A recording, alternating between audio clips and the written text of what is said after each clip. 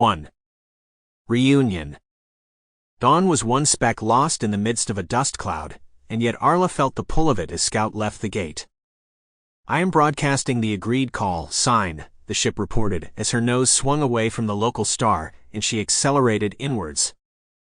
Arla settled back into the couch in the cabin behind the cockpit, gazing up at the schematic display. "It feels like coming home," she said. "Let's hope we still recognize it," McCall said as she sat beside Arla. "A hell of a lot has happened since we left, and we don't even know if Nareshkumar managed to bring the vanished ships here." Scout's voice interrupted her. "Detecting multiple ship signatures. Confirming Vanis identification codes." "It appears Mr. Nareshkumar succeeded," Wells said. "He is a resourceful man." Arla turned to Bex, who was in the corner, one leg over the arm of a chair, smiling.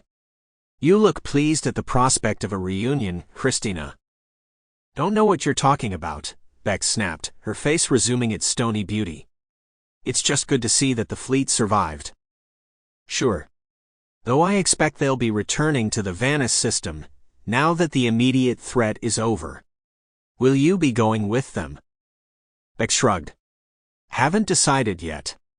Definitely not until I've seen what's happened on Dawn since I left Z in charge." Transferring her gaze to the monitor on the wall, Arla allowed her mind to wander ahead of the ship, as if she could see past the dust and debris in this system and walk in the fields of the North Valley again. It had been such a brief time since she'd been there, and yet she didn't recognize that former life as belonging to her at all.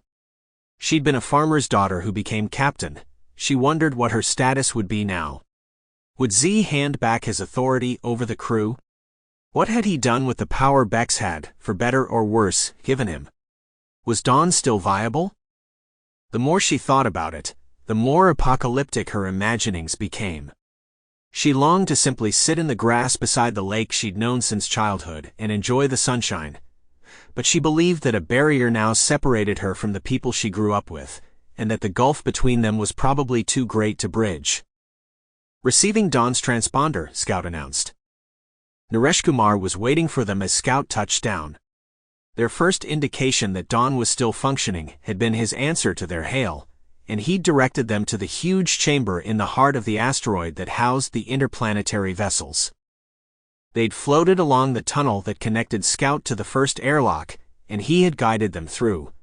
Before they descended to the upper levels in an elevator car, centrifugal force finally giving the illusion of gravity as they reached the command module. Arla couldn't help watching as Bex and Sample complete. Ready to continue?